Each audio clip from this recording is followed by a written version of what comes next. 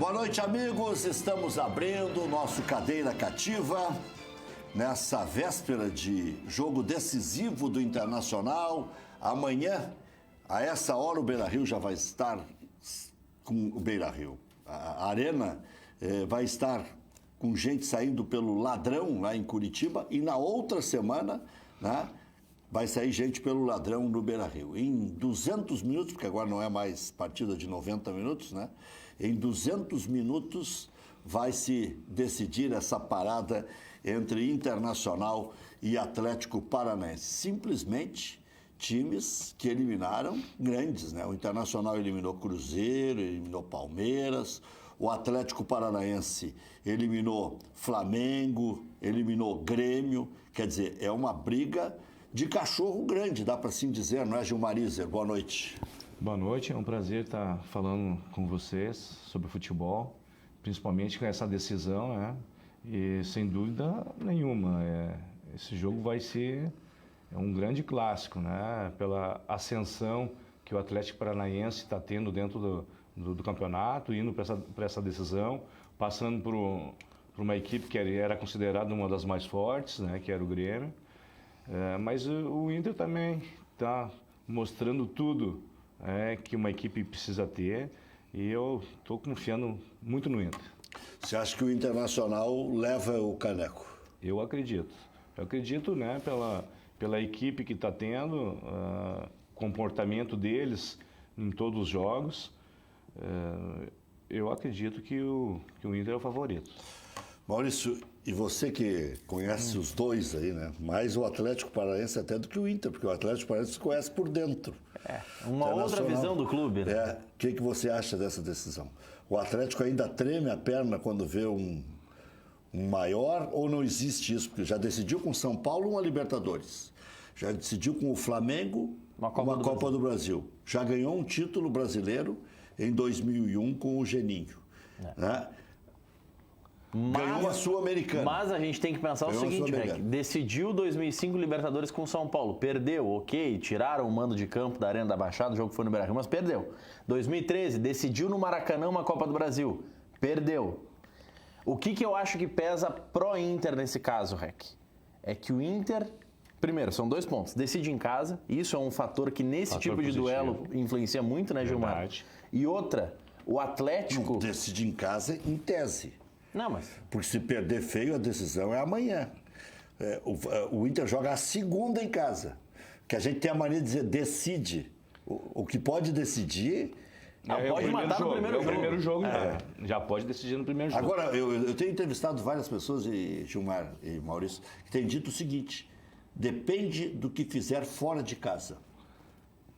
É verdade. Hoje entrevistei o Marcão, lateral esquerdo, ele disse isso. Mas mesmo conseguindo um bom resultado fora de casa, esses mata-mata são bastante preocupantes, sabe? Eu já participei de vários e tive bons resultados no primeiro jogo, e muitas vezes, com um bom resultado, você vem para o último jogo e só pensa em administrar o jogo. Eu vejo isso uma dificuldade. Quando uma equipe ela entra só para administrar o resultado que ela conseguiu, muitas vezes ela deixa de fazer o que sabe fazer. É o Grêmio de semana passada. É o Grêmio, eu ia dizer agora. É o Grêmio de semana passada. Pela qualidade que o Grêmio tem, como o Renato sempre fala, que eu também concordo que o Grêmio é uma das melhores equipes do Brasil, se não é a melhor, né? Ele não pode, no segundo jogo, ir para Curitiba e jogar apenas administrando aquele resultado positivo que eles tiveram. Ainda mais de 2-0. Se tem 2-0 de vantagem, vai para cima, joga o futebol que sabe, né, que ele tem condições de jogar, que ele ia conseguir estar na final hoje. Aquele estigma, Rec, que falam do Inter, que o Inter só ganha grandes títulos em casa, dá para usar o mesmo para o Atlético Paranaense. 2001, quando ele ganha do São Caetano, é ganhando em casa por 4-2. Do Júnior de Barranquilla, ele ganha nos pênaltis em casa também. É verdade. O Internacional é muito forte dentro de casa, né? Desde da minha época, que você ia lá, né? Isso. Trabalhava como repórter, né? Que ano foi aquilo? 93? Foi 92. Você foi campeão da Copa do Brasil? Eu só participei do primeiro semestre no Brasileiro. Eu participei no Brasileiro, eu estava indo na reserva do Norton e do Célio Silva, né? E fui praticamente nos 10 jogos do Brasileiro, e o Inter naquele ano estava em segundo, terceiro, não dava oportunidade para mim. E quando deu a oportunidade, o Pinga voltou de lesão. Aí quando o Pinga voltou de lesão... A minha vez não vai chegar nunca. Não vai chegar a minha vez, né? Não. E até fiquei chateado com isso, pedi para ir embora. Mas tive uma sorte, né? Tive sorte de dar sequência no trabalho, porque eu fui para Portugal. Fui para o Marítimo da Ilha da Madeira, né? E no segundo semestre, daí o Internacional ficou campeão da Copa do Brasil, né? Um grande título. Né? Mas nós também, lá na Ilha da Madeira, fomos muito bem no Marítimo. Nós classificamos, foi o único ano que o Marítimo classificou para a Taça UEFA. Mas outro ponto, Rec, que pesa contra Gilmaris, ele jogou no Inter e quase treinou o Grêmio. E quase treinou o Grêmio. Outro ponto que pesa contra o Atlético é não ter, nos jogos contra o Inter, um dos seus zagueiros titulares, porque já jogou a Copa do Brasil pelo Corinthians, e não ter o seu lateral esquerdo titular. Isso pesa. Quem é que não joga pelo Atlético? Não joga o Paulo Henrique, o zagueiro, porque já jogou pelo Corinthians. Pedro Henrique. E não joga o Adriano. O Adriano. Não, mas o Adriano vem depois. Sim, mas é titular. Quando pode jogar, é titular. E ele está jogando, inclusive, no Campeonato Brasileiro. Então são duas peças. Se nós A defesa do Atlético é ruim. Ainda mais sem dois dos 4 jogadores. E o Jonathan não joga também. Não joga também o lateral direito. Não joga também. Mas o Atlético está fazendo um trabalho bem interessante já há vários anos, né? Que ele começa a trabalhar o campeonato estadual praticamente com jogadores do time B, né? E isso vai também passando uma confiança, né, para os jogadores, e os jogadores vão crescendo dentro do clube, né? E por isso que está despontando vários jogadores, né, da base do Atlético Paranaense, né, com esse belo trabalho. Gilmaris está lembrando que em 92 eu era setorista do Internacional, eu acompanhei todos os jogos daquela conquista do Internacional. Desde Muniz Freire, lá em Cachoeiro de Itapemirim, terra onde nasceu Roberto Carlos, no Espírito Santo, e marcaram esse jogo para lá. E até fui conhecer lá os pontos onde o Roberto viveu e tal. E até o último jogo contra o Fluminense. E me lembro do Antônio Lopes mostrando no quadro negro como é que ele ia ganhar dos adversários. Sim. Naquela época tinha uma salinha que o técnico pedia um quadro negro, dizia, vou ganhar por aqui, por ali. E aquele time do Inter não era um cano de time. Não eram. Gato Fernandes, Célio Lino, Célio Silva, Pinga e Daniel da Costa Franco, Márcio, Elson, Homem Borracha, Marquinhos, Maurício, Gerson, Izinho ou Silas ou Luciano, né? Isso mesmo. Eram outros jogadores que tinha para reserva. Mas não tinha um elenco de 30 jogadores, não tinha. Tinha o Nando, centroavante também. No Campeonato Brasileiro já tinha feito um bom trabalho, já, né? Estava indo muito bem. Aí depois foi coroar na Copa do Brasil. Que bom.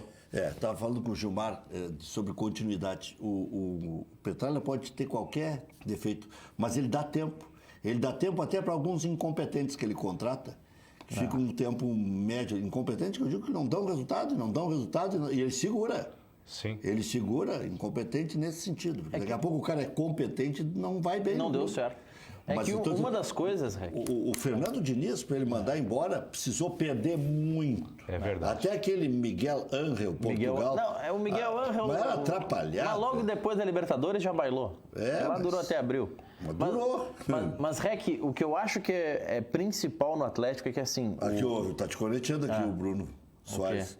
Se o Maurício também custaram a mandar embora. Também custaram a mandar embora, mas eu dava resultado, né? Aí a história é outra. Maurício trabalhou lá na rádio do Atlético. Trabalhou na rádio. Eu que comecei aquele projeto. É o gurizinho do Petralha, que eu chamo aqui. Mas um dos méritos do Petralha, ele tem uma série de defeitos, como todos nós temos, muitos defeitos e qualidades, mas um dos méritos do Petralha... Mas quem odeia o Petralha, respeita o Petralha. Respeita.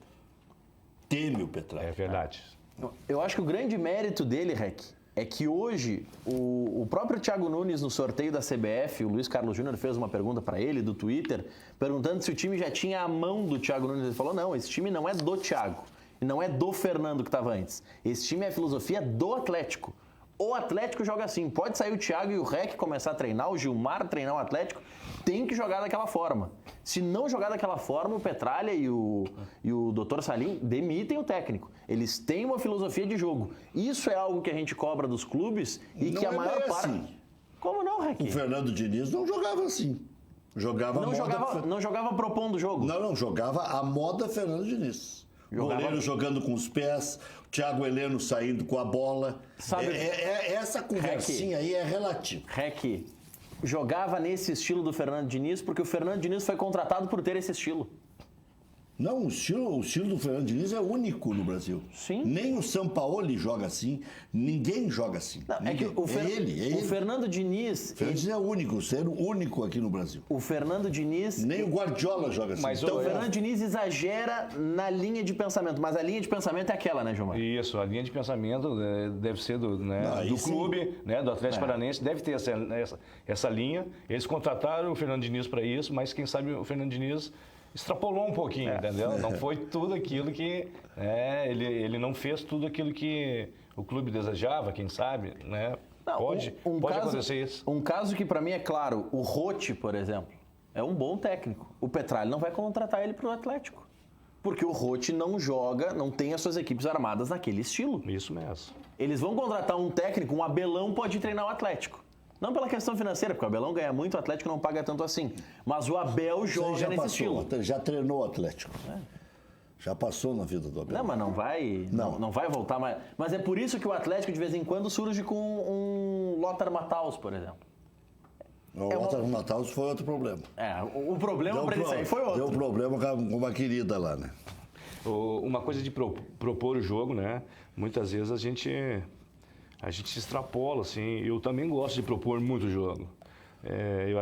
O Mano Menezes é um grande amigo meu e a gente é da mesma cidade, praticamente. Ele é de Passo Sobrado, eu sou de Santa Cruz e a gente fazia jantas junto e tal. E ele falava para mim, Gilmar, te cuida, não seja tão ousado, tal. Ele falava dessa maneira e muitas vezes é isso. Principalmente quando o treinador é novo, quando ele está começando um trabalho, que nós estamos falando do Fernando Diniz, né? Começa um trabalho e ele pensa no jogar bonito, no propor o jogo, né, e tal. Só que tem alguns detalhes de coberturas defensivas que precisam existir, porque se não existir, acontece o que está acontecendo com ele, né? Ele sabe armar bem a equipe tal, né, em termos ofensivos, mas ele tem que ter esses cuidados de Celso Rotti, cuidados de Mano Menezes, cuidados de técnicos que dão preferência na parte defensiva também. Estamos com o Gilmariza.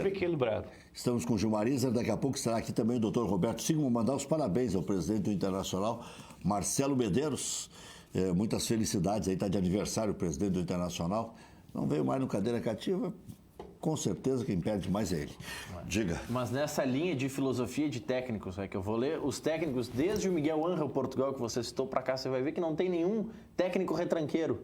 De 2014, vamos ver. Quando sai o Miguel Ángel para a sequência do Atlético, vem o Doriva, jogava para frente. Jogava para frente. O Leandro Ávila foi interino em alguns momentos. Depois vem o Claudinei Oliveira. Claudinei Oliveira era retranqueiro. Não, nem tanto. Não, retranqueiro. Retranqueiro. Não, retranqueiro. Depois vem o Enderson. O Enderson também não é dos mais retranqueiros. O Milton Mendes. Depois fica um tempo o Sérgio Vieira como interino. Vem o Cristóvão Borges, Paulo Autuori, Eduardo Batista, o Fabiano Soares, Fernando Diniz e depois o Thiago Nunes, que começa em 2018. Ele foi campeão com a base no Paranaense Sub-18 em 2018, ganha a Copa Sul-Americana e segue. É uma linha de técnicos, né, Gilmar, que não tem retranqueiro aqui, não tem um Rotti. O Paulo Autuori o Rotti é um injustiçado. Muitos Rotti prega o equilíbrio. Tá aí o doutor Sigmund. Eu gosto dele. Bom cara. Campeão da América com o Rotti. Muitos não gostam, né, do Paulo Autuori também. Com o Fossati. Fossati é um grande amigo também. Diga. Muitos não gostam do Paulo Autuori também, Paulo Autuori foi meu técnico em Portugal, no Marítimo, da Ilha da Madeira. Né? Ele é muito inteligente. E eu gosto do Paulo Autuori. É um técnico que também propõe o jogo, jamais procura só se defender. Tanto que lá em Portugal, nessa época, quando a gente jogava em casa, era 4, 5, era difícil os caras escaparem de levar goleada. Né? Quando jogar lá em Portugal é um pouco diferente. Quando tu vai jogar fora, eles até que fazem, né, uma graça, né, o adversário, mas quando vai jogar fora, eles só retranca. O senhor lembra do Gilmar Isser, doutor Roberto Silva? Jogou no Internacional. Tá diferente. Cabelos brancos. Porte físico também. Jogou no Internacional no ano em que o Inter foi campeão da Copa do Brasil. Maravilha. 92. Isso mesmo. Quem sabe isso não é um prenúncio. Né? Pois é. O doutor Silva está mais magro também, né? Quantos quilos já perdeu?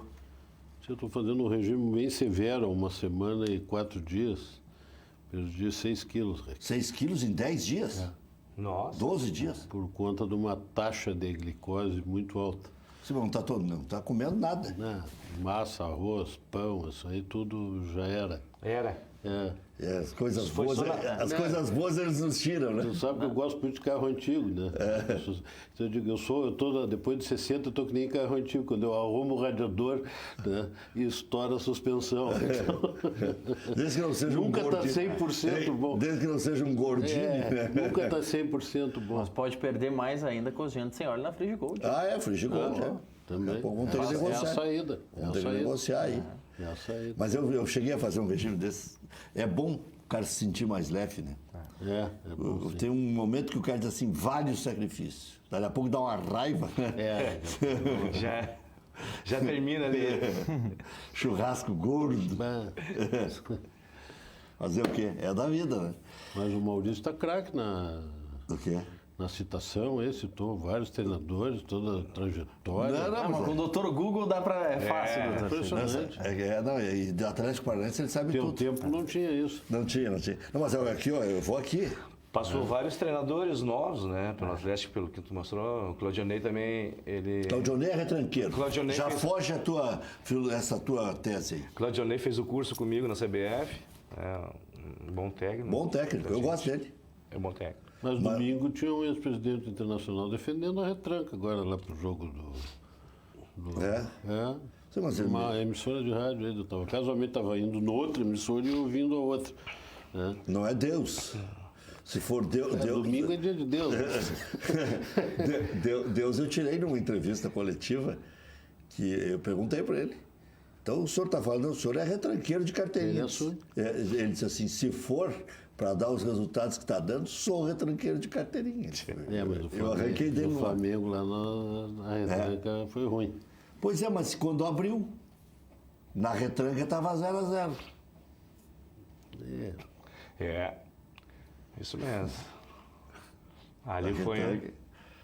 Sabe o que é? Eu acho que ali o Inter tem uma palavra da moda, né? A gente sempre usa as palavras do momento, né? Eu acho que o Inter desfocou. Eu acho que o Odair exagerou na dose. Ele colocou os dois atacantes muito rapidamente, um atrás do outro. Não precisa aquilo. Tu vai com um jogo pensado de uma maneira. Resiste. Diz, agora eu vou ganhar. Não é assim. Não é mágico, né? Eu achei demasiado. E não é por causa do resultado.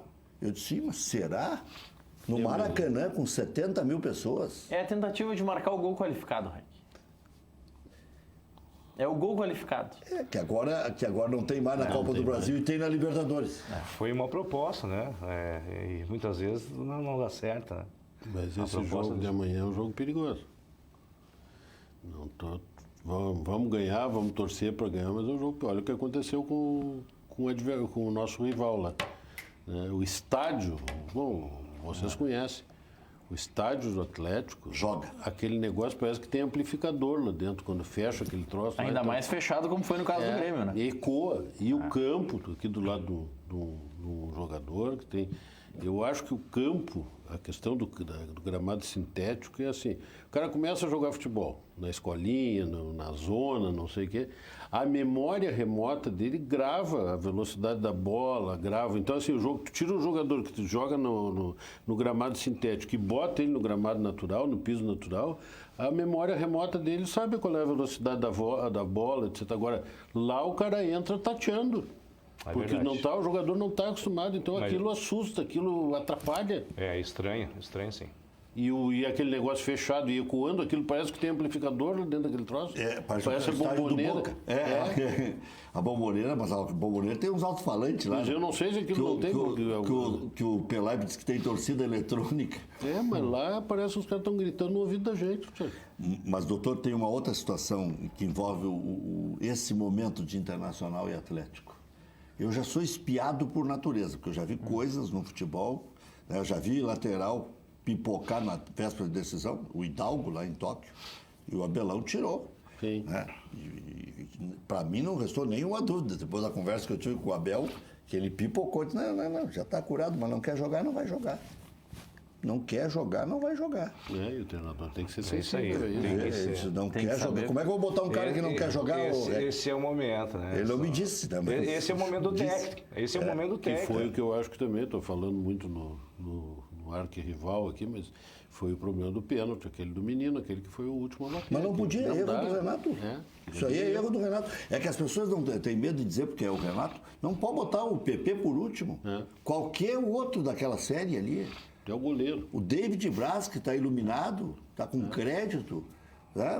Bom, sei lá, né? Alguém que não fosse o PP. Mas o PP já tem aquela marca daquele jogo contra o CSA, que ele bateu boca nas redes sociais, já se desgastou, agora teve que se desligar de redes sociais aí para poder conviver em paz, né? Para se recuperar, para depois voltar. Mas em relação ao campo do Atlético, eu estou bem espiado. Esse negócio de política da boa vizinhança, só está existindo em relação ao Atlético Paranaense, porque não existiu até aqui. O Internacional é a Márcia do Índice, nota 10. Né? Só está existindo porque o segundo jogo é em Porto Alegre. Então, o Atlético também quer experimentar o campo do Inter. E outra... Sim. Terminado o treino do Inter agora à noite, eles vão tocar ali água naquele campo. Lá. Eles tocaram da outra vez? Mas eles tocam água sempre. Não, mas agora é o seguinte, o Inter vai experimentar outro piso. Esse piso aqui seco, é outro piso. E amanhã vai encontrar outro piso. Amanhã pega molhado. Porque resvala aquilo. Então esse negócio de experimentar o campo, uma ova. Eu prestei atenção naquele jogo. Isso é armadilha. Naquele jogo do Grêmio, eu digo, mas vem cá, esse campo não é sintético, os caras pareciam que estavam embarrados. Sim, é a fibra de coco que é utilizada. Fibra de coco, Eles molham muito e aí quando o jogador cai dá essa... Cheio de mandilha. Não, mas o que eu ouvi dos jogadores, e eu sempre cito o Maicon, que esse foi o que me marcou, primeira vez que o Grêmio jogou lá com o Atlético Paranaense. Ele disse, não, campo assim não tem problema de ser sintético. Agora se molhar... Mas é que ele é sempre molhado, doutor Sigma. O Atlético sempre molha antes dos jogos. E aí, Rec, eu não acredito tanto nessa tua tese de alguma mutreta. Esse petralha é uma flor. Mas, Rec, faz o quê? Uma joia. Faz o quê? Um mês que o Inter jogou. Já disse que foi roubado no Beira-Rio. Está reclamando do VAR. Ele disse que foi roubado. Aliás, parece que... está pedindo que a torcida tome uma... Isso é perigoso, né? Que a torcida tome uma providência. Então vamos quebrar lá os termômetros. Não, o Atlético... Engraçado que faz uma semana e pouco ele eliminou o Grêmio.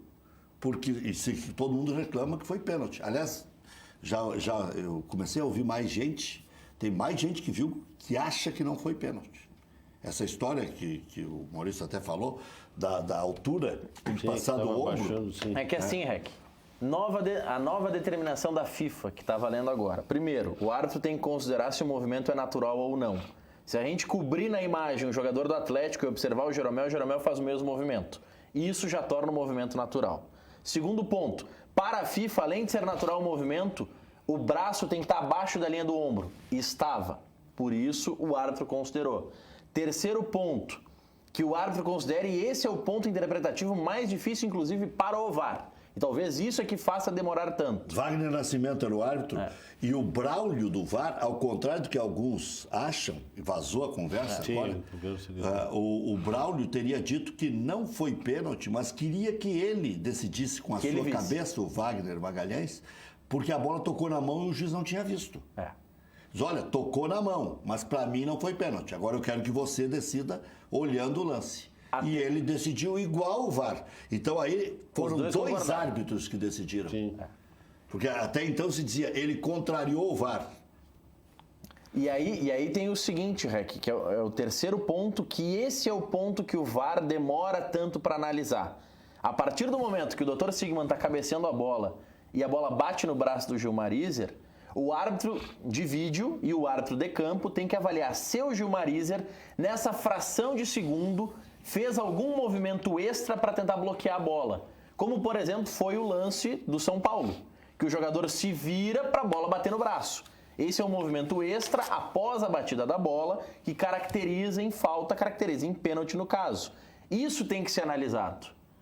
Esse é o ponto, são esses 3 itens que tem que ser preenchidos. Tem que ou ter um movimento após o contato do jogador, no caso, após o contato do Jeromel com a bola, o Wellington teria que ter um movimento diferente do natural, o movimento dele inicial tem que ser natural para não ser pênalti, e o braço dele, para ser considerado movimento natural, tem que estar abaixo da linha do ombro. Virou muita frescura, porque é muito critério. E o pênalti em favor do Inter contra o São Paulo, ele dá se ele quer. Sim. O cara tá aqui, bate na mão dele, porque aí ele bateu na... Aí não é mais junto ao corpo. Aí é porque espalmou a bola. Não, Rec, é porque aí... É muita tese. Nesse caso... Vai ser a mão na bola e bola na mão. Nesse caso, vale o terceiro item que eu falei. Não. Tem uns 80 itens. São 3? Se após a batida da bola o jogador faz um movimento de bloqueio, que foi o caso do jogador de São Paulo, ele tá de frente, que nem eu tô de frente para a câmera 4. A bola tá vindo, vai passar um pouquinho pro meu lado, eu me viro um pouco para bater no meu braço. Isso é um movimento antinatural. Agora, se você ouvir comentarista de arbitragem, ele vai te convencer que foi pênalti em favor do Grêmio contra o Atlético Paranaense e não foi em favor do Internacional. Olha, em favor do Inter, eu ouvi o Sandro Meirahit dizendo que foi. Mas eu estou dizendo, se pegar o contexto... Não, eu também acho que foi pênalti a favor do Grêmio. Porque ia ser uma bola em direção ao gol, né? O movimento que ele fez foi involuntário, mas ele corre o tal do risco. Ele tomou, né, um espaço que ia em direção ao gol, a bola era, para mim, é pênalti. Tá, e a outra que ele amplifica o espaço corporal, assume o risco de fazer o pênalti, porque quando ele sobe com o braço aberto...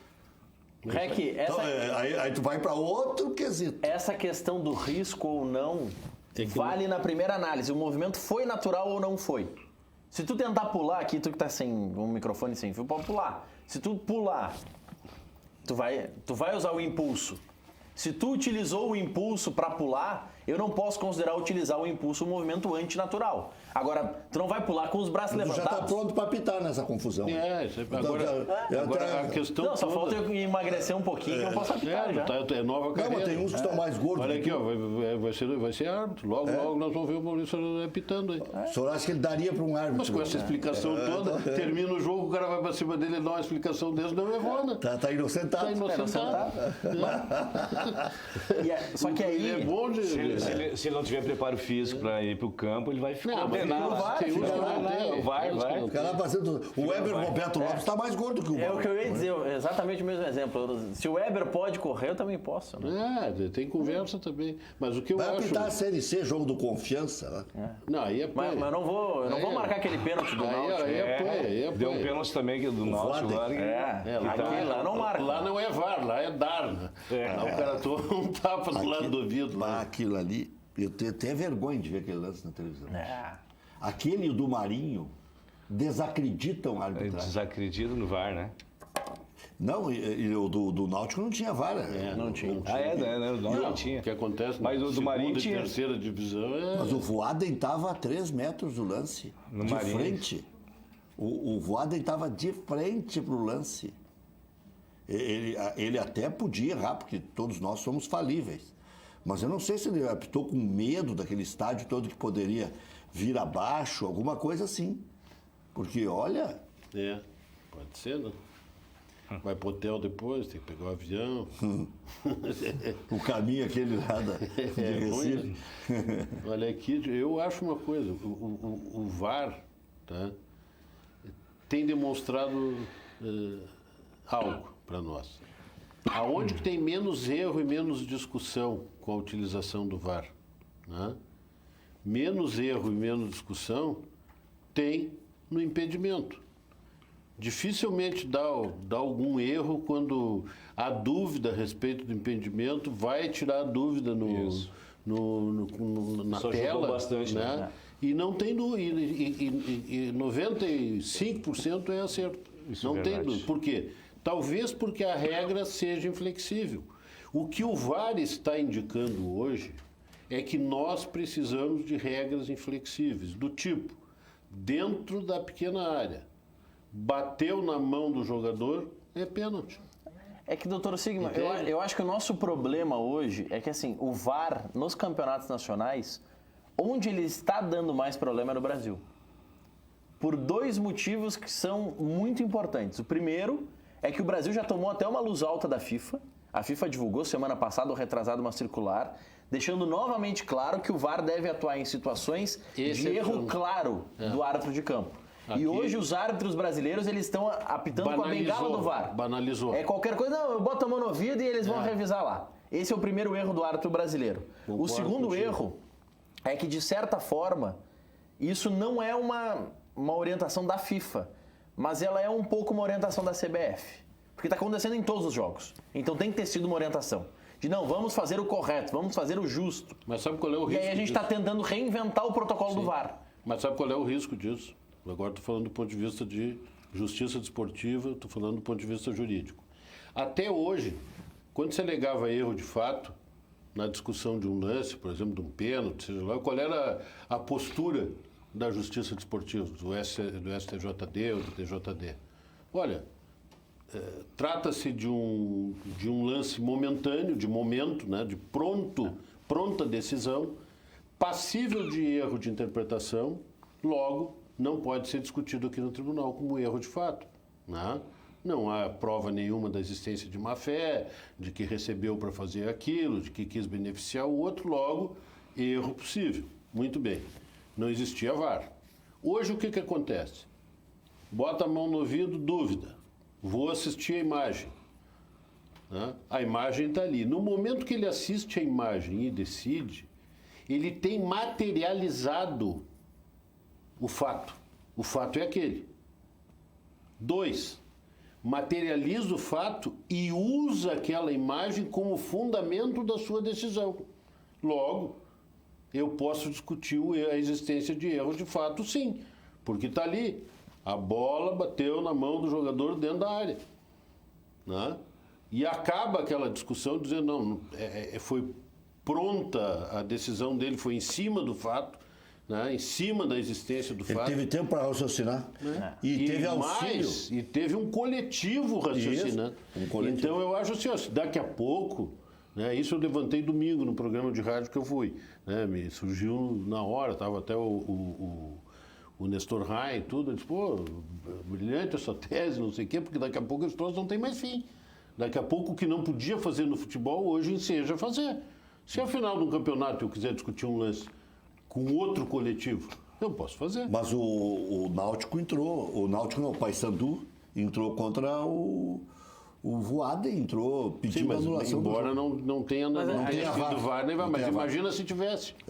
Imagina se tivesse. Mas nós tivemos... Nós tivemos. É isso que eu estou dizendo. Não tem discussão. Agora, Mas nós tivemos o Botafogo entrando no jogo contra o Palmeiras, que o árbitro marcou o pênalti depois de a bola voltar a rolar, que o pessoal do VAR estava revisando ainda o lance, o árbitro disse que não autorizou o reinício, mas que a bola começou a rolar e depois ele parou, foi para o tribunal e o tribunal não deu ganho de causa para o Botafogo, deu os pontos para o Palmeiras. Agora, o que o Sandro Meirahit fez foi outra coisa. Ele insinuou, e por ser ex-árbitro e ter apitado 2 Copas do Mundo e por ter adquirido peso, ele foi meio moleque na interpretação dele, né? Porque por isso que os árbitros entraram com uma representação contra ele. Porque ele disse o seguinte, muito estranho o pênalti que deu o Voaden. Ele ensinou... E ele tem mais peso pela emissora que ele trabalha, por ter apitado 2 Copas do Mundo, por ser do ofício. Ele ensinou a Mafena. Ele ensinou a Mafena. E aí... Foi aos 47 do segundo tempo, não foi o pênalti? Foi. Fosse na época do Grêmio, o Náutico ia errar. Ninguém ia querer bater. O Cook, estão procurando ele até hoje, na hora do pênalti. Estão com a bola até agora para entregar para ele. Não quis bater o primeiro e não quis bater o segundo. Mas só se o treinador fosse o Mano Menezes, né? Que tem sorte, né?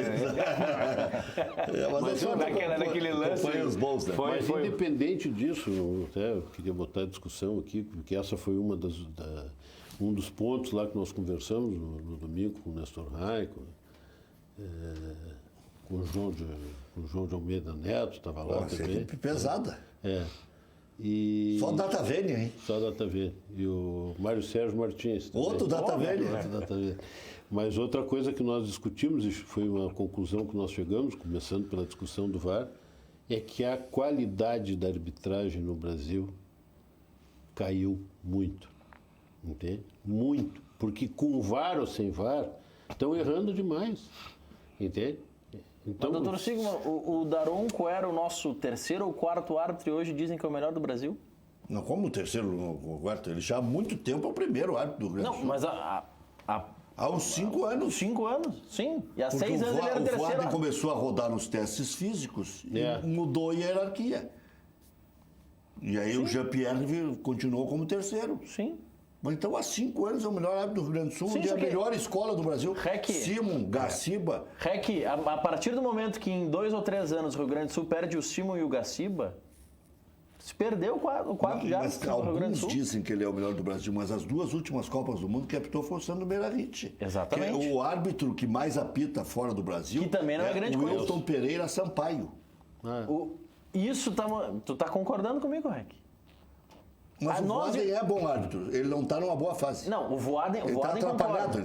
Eu acho que um pouco é soberbo, porque não é possível. O Voaden ou o Daronco? Assim. Não, Daronco não está numa boa fase. Acho que ele começou a ficar muito preocupado com o físico. Sabe? Não, e apareceu naquela brincadeira de humor lá do Soy Louco por Copa América, o humorista fez ele bombadão e já se perdeu. E o pior é que isso aí afeta. O cara fica meio bobo, acho, porque não é possível. Ele apitava mais. O Voaden apitava mais. Às vezes é fase, né? A gente não conhece como está a vida dele também. O cara está numa fase pessoal que não é.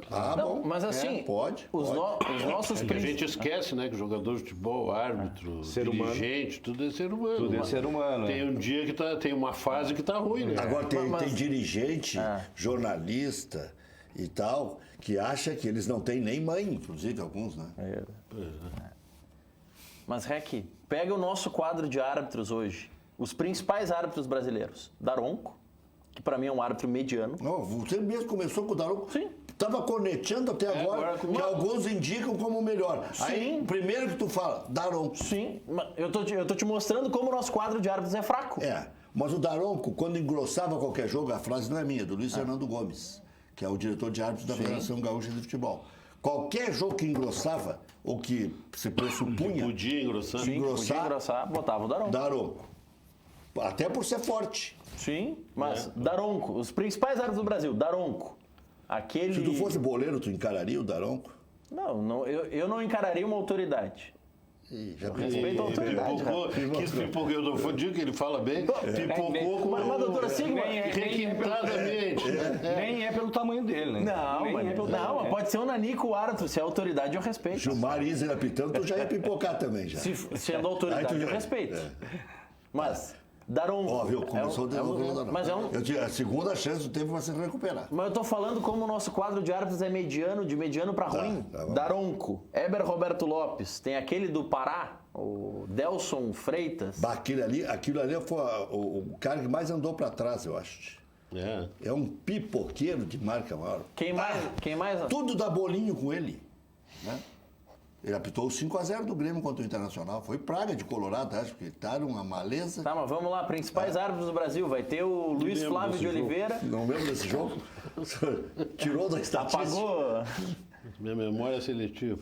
Mas vamos lá, Delson Freitas é um dos principais árbitros, né? Tá. Nós temos dentre os principais pela... Pela política, o Wagner Magalhães.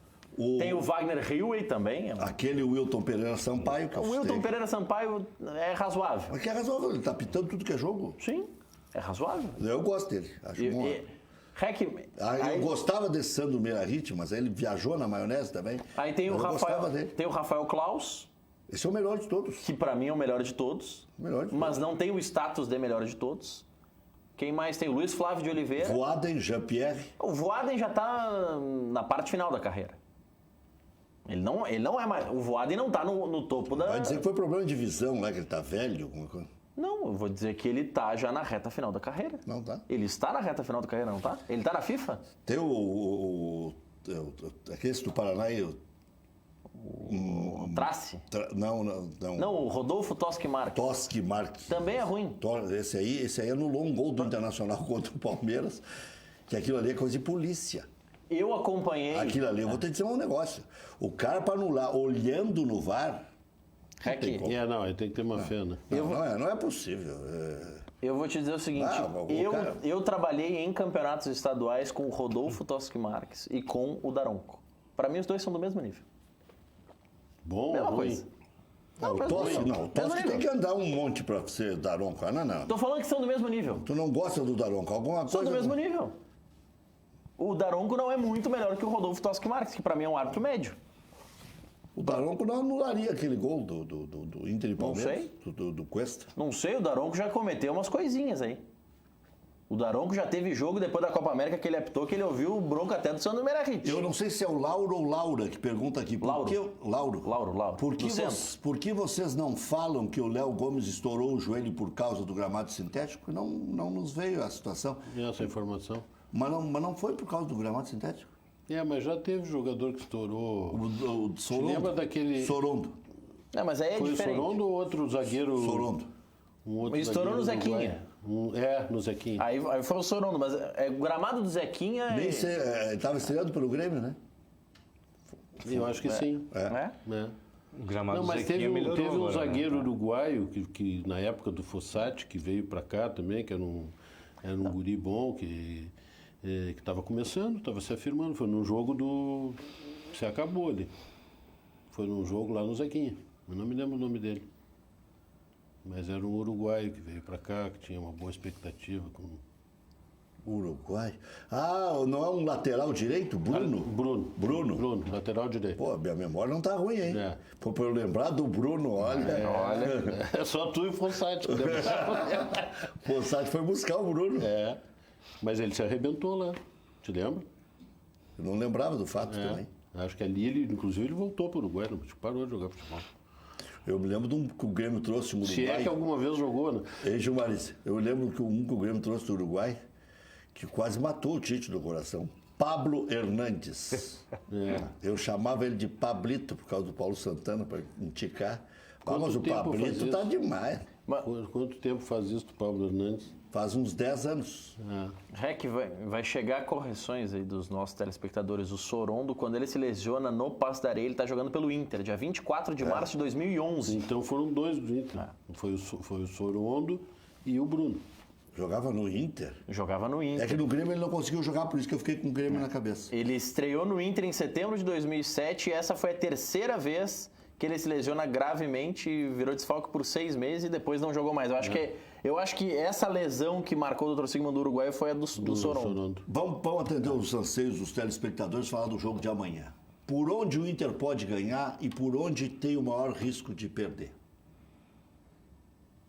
Posso começar? Claro. Pela lição que nós vimos no jogo passado havido lá na arena deles, né?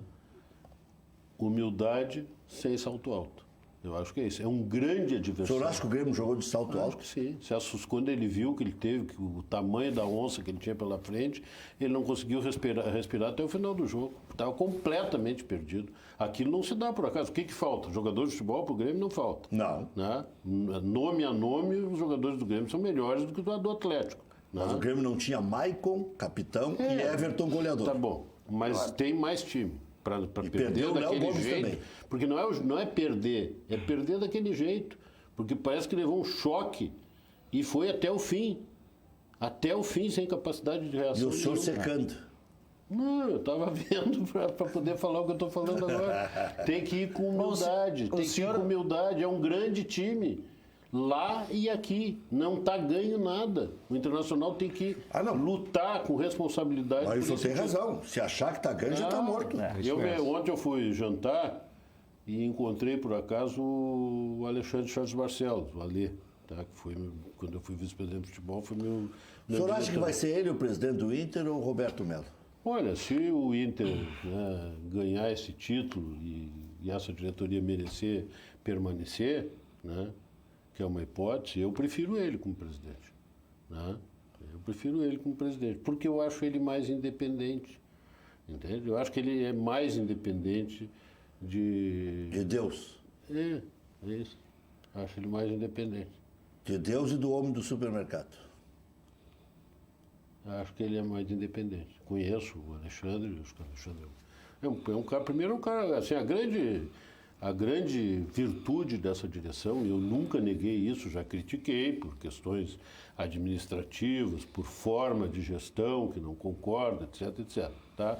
Ou que não concordei. Mas a grande virtude dessa direção é que ela é honesta. Esse é o primeiro passo perto do que nós tínhamos. Entendeu? Porque o Internacional caiu para a segunda divisão, assim, abriu um fosso imenso, né, na sua história, e estou aqui do lado de um jogador de futebol que sabe disso, porque assim, o que acontece na administração talvez não seja o suficiente para botar um time campeão, tá? Mas é o suficiente para estabelecer a derrocada, porque chega no vestiário. E tá o Cruzeiro aí. É isso. Tá o Cruzeiro escancarou isso aí. Né? Chega no vestiário.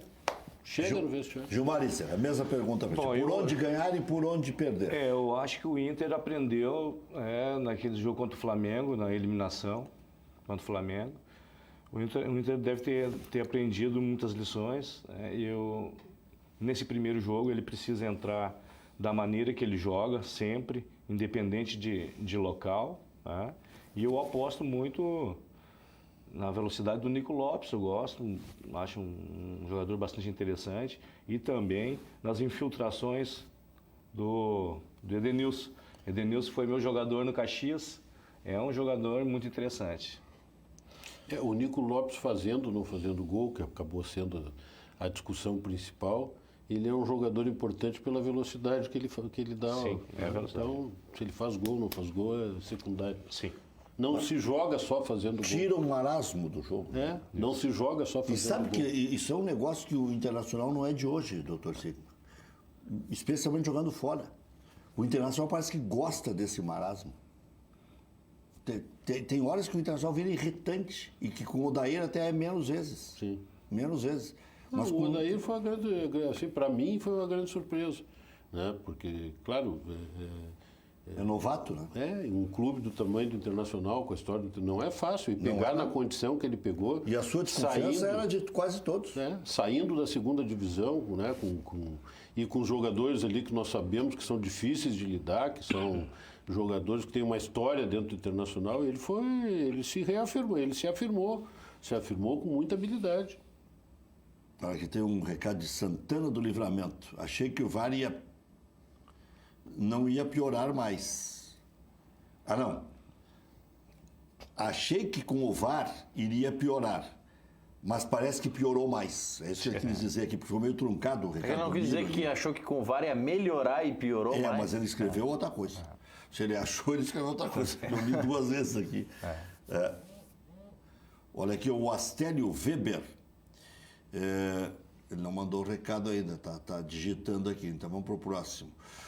Um abraço ao REC Gerson, pai do zagueiro Gerson, na audiência. Aquele que jogou no Grêmio. O Gerson, que jogou no Grêmio na zaga. Eu até queria ver o outro recado aqui completo, mas está demorando para escrever. O Mauro, lá de Alvorada, está lembrando da frase do Guerrinha, que para acabar com a interpretação, bateu na mão é cal. Acaba com isso de tal jogo deu, tal não deu, tal árbitro deu. Mirou na mão, que nem teve esses dias, a interpretação do árbitro diz que não foi Sim, pênalti. O cara provocou, né? Porque ele mirou na mão do cara. Mirou na mão do cara, pô. Aí como é que tu vai saber se o cara mirou ou não mirou? Tem que estar atrás do cara, olhando o pé do cara. Sem cabimento, né? Olha aqui, o seu Astério Weber tem 73 anos, em março completa 74, nos mandando um abraço aqui e está digitando aqui uma mensagem que depois eu leio na sequência. Bom, doutor Sigma, esse Inter que se projetou, que se construiu... Que ressurgiu da cinza. Ressurgiu da cinza, que se consolidou. O senhor já vê como confiável? Acho que sim. Hoje é um grupo de jogadores confiável, a tendência é melhorar, né? Acho que o treinador, a tendência também dele é melhorar na convivência com os jogadores, na experiência pessoal dele, na afirmação. Para ele ganhar esse título seria muito bom. Porque o senhor trabalhou no dia a dia do futebol, o Gilmar trabalha ainda hoje no dia a dia do futebol. O manancial de coisas que chega é cada vez mais rico. Porque agora você tem mais recursos eletrônicos, mais auxiliares e tal. Eu acho técnicos, né? Os recursos técnicos de avaliação de um atleta são, principalmente se houver por parte de quem contrata boa fé, né? Ele usa esses recursos em favor do clube, né? E não contra o clube, porque esses recursos também não são tão recentes assim, né? Mas eles podem ser negligenciados, eles podem não ser utilizados, pode ter um interesse comercial daqui, uma pressão dali, mas a utilização desses recursos é fundamental, né? É um aspecto fundamental e hoje tem como medir a condição física do jogador, em tal ou qual circunstância, assim por diante, né? Gilmar, e o Novo Hamburgo vai ou não vai? Vai. Estamos melhorando, evoluindo cada vez mais, né? Mesmo jogando com uma equipe jovem, apostando na base, no sub-20, sub-19, sub-20. Esse é o trabalho hoje da Copa RS, tentando descobrir novos talentos aí para o futebol, né? Mas apostando também na busca aí de uma vaga na Série D do Brasileiro e da Copa do Brasil. Mesmo né, fazendo um investimento mais discreto, dizendo assim, né? Porque agora, domingo, nós vamos jogar contra o Aimoré. Mas é só guri? Tem uns 5 ou 6 profissionais para dar uma base, uma experiência, e a maioria é só gurizada. É o Lauro, goleiro? Lauro. Tu no comando ali? A última vez que eu estive aqui estava o Lauro aqui. Lauro, né? Tá o Lauro, o Goiano, o... Goiano não é o Márcio Goiano. Não, o Márcio Goiano está no Aimoré. É o outro Goiano, o Danilo Goiano. Danilo. Isso, volante, né? E o centroavante também é mais experiente. O Luan, esse veio de Recife e está fazendo um bom trabalho com nós. É mais ou menos, esses são mais os 4, 5, 6. E o dinheiro vem de onde? Isso aí... não tem verba de televisão. Não tem verbas, né? Então, por isso que eu achei interessante o trabalho também do Novo Hamburgo, né? Apostando nesses jovens. Eu acho que um clube precisa começar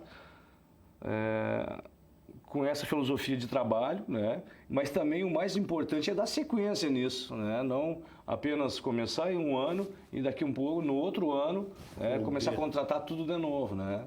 Contratar um jogador, tem que...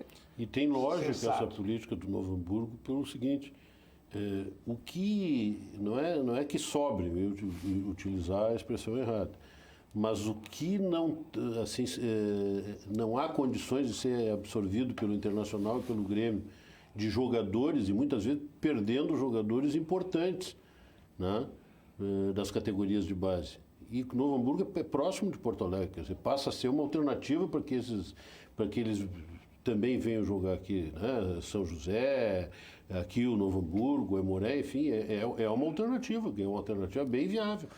E daqui a pouco, inclusive, para eventualmente surgir um negócio bom desse. Sim, o Novo Hamburgo está com uma base boa, né? Uma base confiável, sim. Olha, aqui quero que vocês analisem, né? O que diz aqui o Marcelo Lacerda, sócio colorado. Prezado REC, As laterais do Esporte Clube Internacional são preocupantes. E o que obriga os zagueiros a saírem do lugar. O Lindoso não é marcador como o Rodrigo Dourado, mas está funcionando bem. Está funcionando. Encaixou bem, né? É que se a gente E for olhar... mesmo a zaga saindo, não é o problema do Internacional, não é defensivo. Né? Eu acho que não é defensivo, o Internacional está bem defensivamente. E eu acho que o Bruno foi o melhor jogador do Inter nesses últimos jogos aí. O Bruno foi meu jogador, começou comigo no Juventude de Caxias, era da base do Juventude. Ele era um meia, daí depois passou para lateral direito e agora ele está subindo. Eu acho que são poucos melhores que ele. Mas a valentia desse Bruno me chamou a atenção. Isso no jogo mesmo. contra o Flamengo, né? Isso mesmo. Contra o Flamengo, que ele jogou bem. Jogou normal, né? E o Wendel eu chamo de lateral sim, senhor. Né? Ele não gosta de linha de fundo, é um Feijão com cumpridor. arroz. É o feijãozinho com arroz. Não arrisca, né? É verdade. Mas já jogou menos também. Já jogou menos. Eu até gostei também da alternativa que o Inter usou contra o São Paulo. Heitor na direita e Zeca na esquerda, que era um pedido que se fazia. O Heitor tinha jogado bem o Grenal, não jogou mais. Agora tu vê o que nós estamos falando, né? Todas essas hipóteses que nós estamos falando revela a existência de um treinador, né? Porque tudo isso a gente podia estar falando e não ter visto, não ser atendido, não ter sido testado, né? Mas o Odair está conseguindo fazer isso. Com muita modéstia, com coisa, mas tem feito. Tem momentos que dá para apostar, né? Agora, num momento de decisão desse aí já tá mais difícil, né? É esse time que está jogando e o Sobis deu letra para todo mundo no sábado à noite, né? Que quando ganha tá tudo certo, quando perde tá tudo errado. Eu até brinquei, ele tá com o Nikite. Porque o problema dele é só que o Nico é melhor que ele e vai jogar. O resto é jogar para cima. Mas ele tem o papel dele, né? Tem que ser. Uma vez eu conversei com o Tinga. O cara vai avançando na idade, vai avançando na importância, mas tem um momento certo, entende? O Sobis tem um momento certo. Dependendo como tiver o jogo amanhã no segundo tempo, ele vai entrar e vai dar certo. É isso aí. Com segurança, com capacidade de aglutinar os outros, com capacidade de daqui a pouco comandar uma reação, entende? É isso. O jogador tem que se conformar com o seu momento. Vou listar um exemplo aqui. No Internacional. Já tinha jogado Copa do Mundo. E seria titular de uma Copa América. Não foi titular de uma Copa América em 89. E foi reserva do Internacional em 92, vindo do Rosário Central. Se não me engano, foi do Rosário Central. Não, do São Lourenço. Silas. Ou quando saiu do Inter foi para o São Lourenço. Eu sei, Silas foi reserva do Internacional.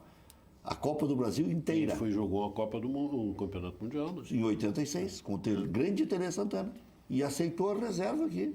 Foi contratado, o Inter foi rebaixado e depois pagou, lembra? O Fernando Carvalho foi levar o dinheiro lá no Uruguai. Foi o Silas foi reserva. O Silas que era meio de campo? Jogou no Inter? Sim. Não sabia. Jogou no mesmo ano que jogou. 92. Depois, eu acho. Ele chegou. Ele veio depois. Mas o cara tem que se conformar com a realidade, né? Não adianta. O momento aquele era do Marquinhos. O Internacional na esquerda jogava ou com o Zinho ou com o Elson, fechando. Mas tem que saber exercer o papel. Eu acho que o Sobis foi uma baita contratação. Tá? Acho que foi. Um jogador experiente, um jogador que agrega. Não, eu estou dizendo, eu só me refiro à entrevista. Eu acho que ele até bem poucos dias ele era o melhor passador do Inter. Faltou consciência dele de saber que é isso aí. Não adianta. É assim a vida. Né? Vamos ver, por falarem é assim a vida, e agora o doutor Sigmund, que vai virar magrão agora, está observando as panelas Frigigold, que são simplesmente as melhores panelas do mundo. Algumas mensagens aqui, Rec, no nosso Facebook. O Ronaldo pedindo um abraço para Sananduva. Primeiro é do Daronco. Tem críticas aqui falando sobre a arbitragem também, mas o Ronaldo pedindo um abraço para Sananduva. Tem o Lucas Ror dizendo para mandar um abraço para a terra do Gilmar Iser, Vera Cruz, que é de onde ele está assistindo o nosso programa. E tem um gremista aqui, vamos ver. O Rodrigo da Costa está dizendo aqui, tá certo, quando é para o Grêmio é movimento natural. Eu vou te dizer o seguinte, Rodrigo, que é o que eu disse semana passada aqui na TV. Contigo a bronca. Eu vou dizer exatamente o que eu disse semana passada aqui na TV e o que eu disse ontem para o nosso amigo Carlinhos Zago.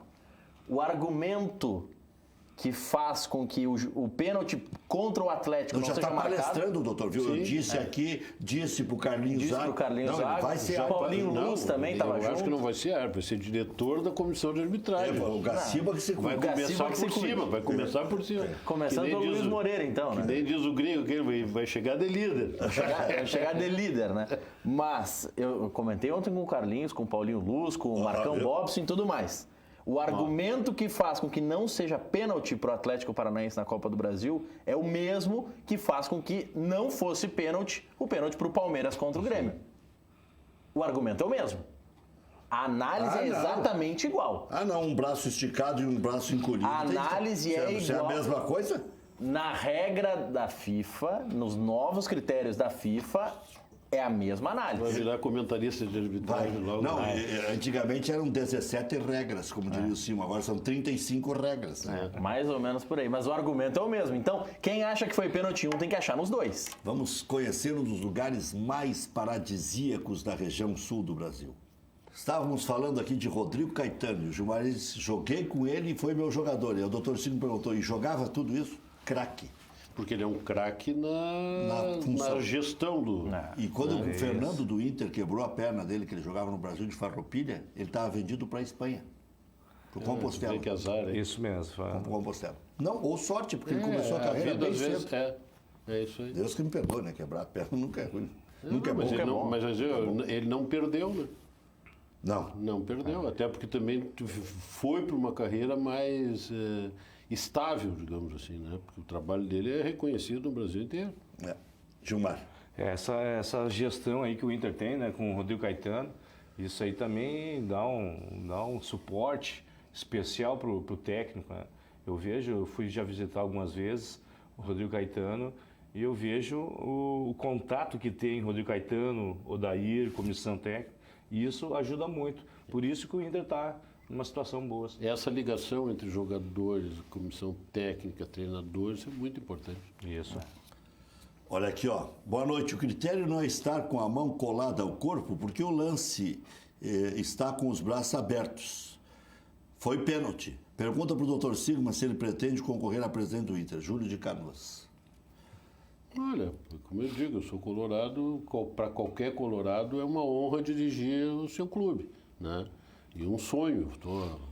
Eu estou há mais de 30 anos no Conselho Internacional e eu ocupei várias vice-presidências, vários cargos, então é claro que é um sonho. Mas eu não tenho nenhuma vaidade de ser presidente por ser presidente. Se as coisas se encaminharem de uma outra forma, se tiver gente mais capacitada que eu, que siga. Eu quero que o Internacional esteja bem. Não quero ver o Internacional onde já vi e avisei que estaria, né? Que aconteceria. Então, prenunciei essa situação. Isso eu não quero ver mais. O critério não é mão tá colada ou não no corpo. É movimento natural ou antinatural, se há ação de bloqueio ou não há ação de bloqueio. Mas é impressionante. Não, é. Mas tem que deixar claro pro telespectador. Não, acho que ele comeu aquelas regras. Tudo. Ele está se preparando para alguma coisa. Internacional realizou hoje um treinamento de reconhecimento do gramado sintético da Arena da Baixada. A equipe está definida para o jogo de ida, amanhã, 9h30 da noite. Tendência óbvia que vai jogar Nico Lopes. Lomba, Bruno Moledo, Cuesta, Wendel, Lindoso, Edenilson, Patrick, D'Alessandro, Nico Lopes, com Paulo Guerreiro. Expectativa é de quebra de recorde de público na Arena da Baixada, que foi em Júnior Barranquilha e Atlético Paranaense, 40 mil e uns quebradinhos. 40.300 e alguma coisa. E a torcida do Internacional conseguiu ingresso para esse jogo? Claro. 2.300, 2.400. Mesma coisa que terá aqui.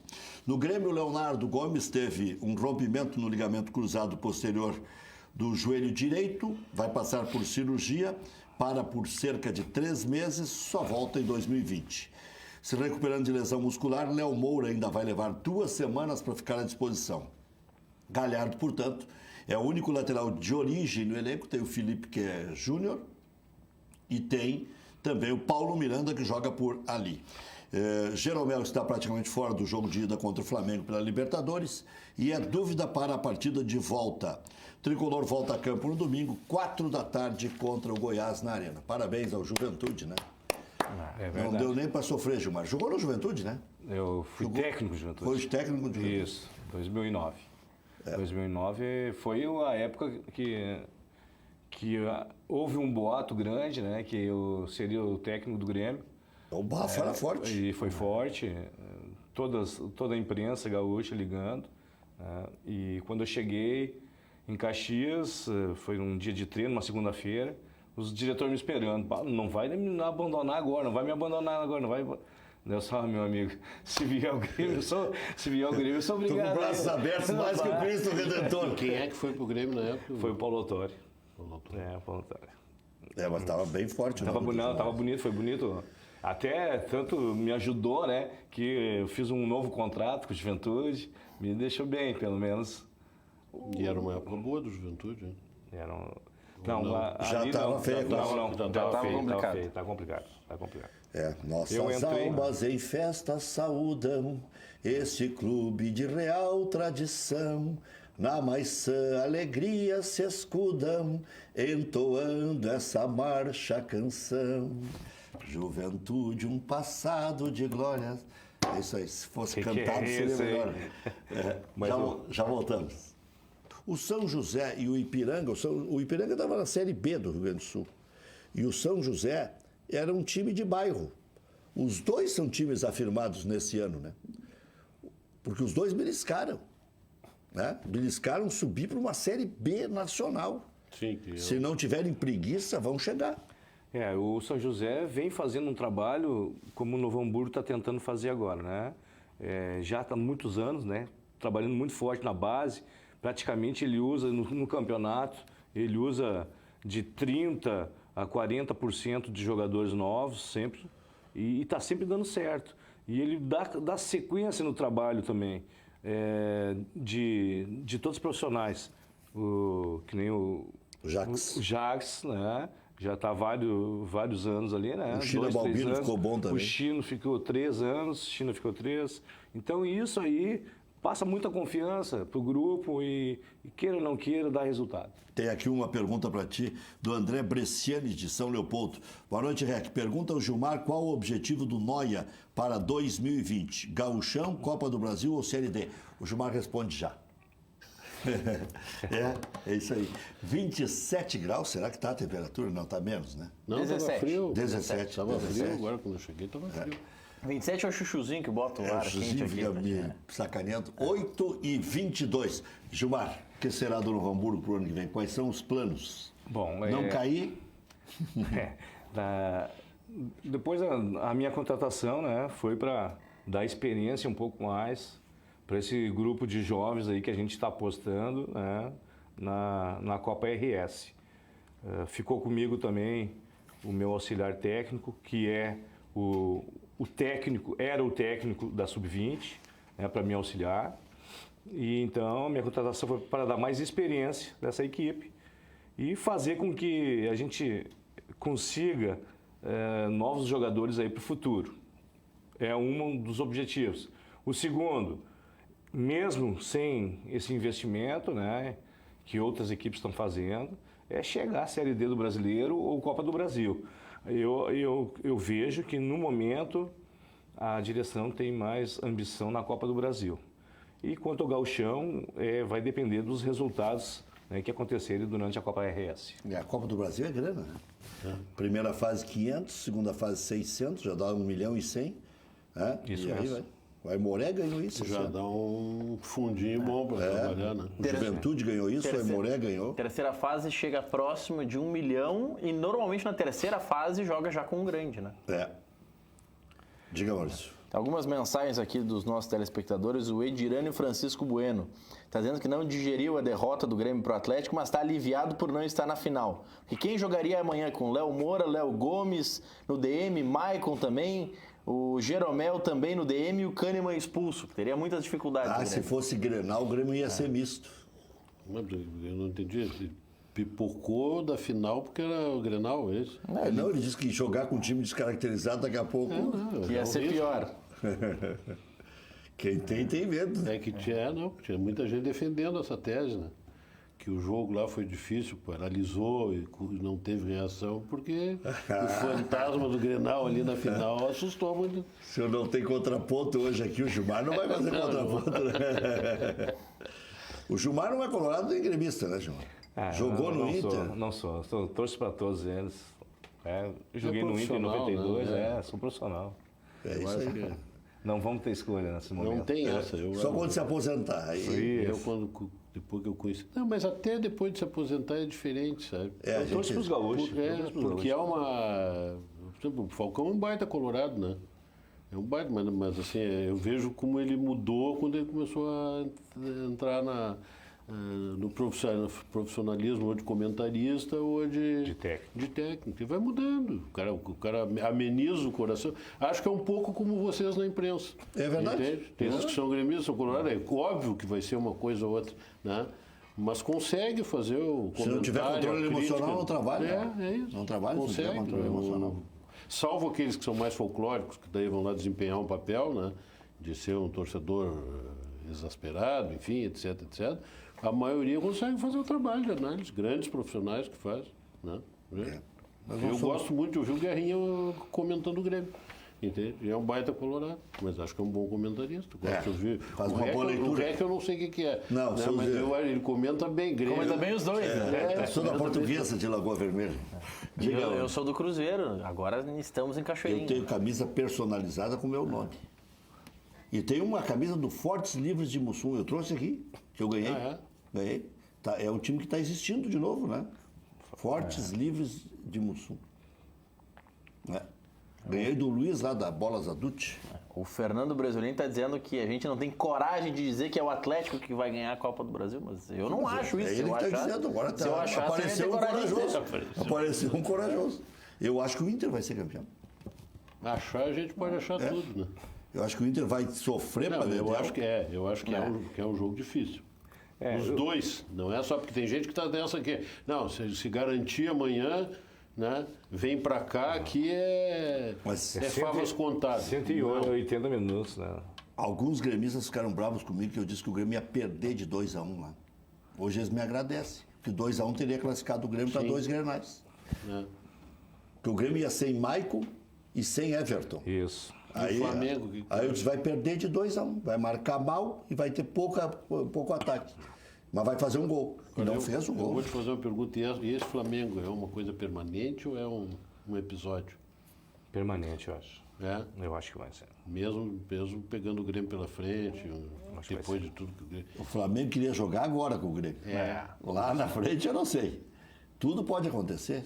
Se lesiona o Arrascaeta, já está nivelado. Eu acho que o Jesus é um bom técnico, né?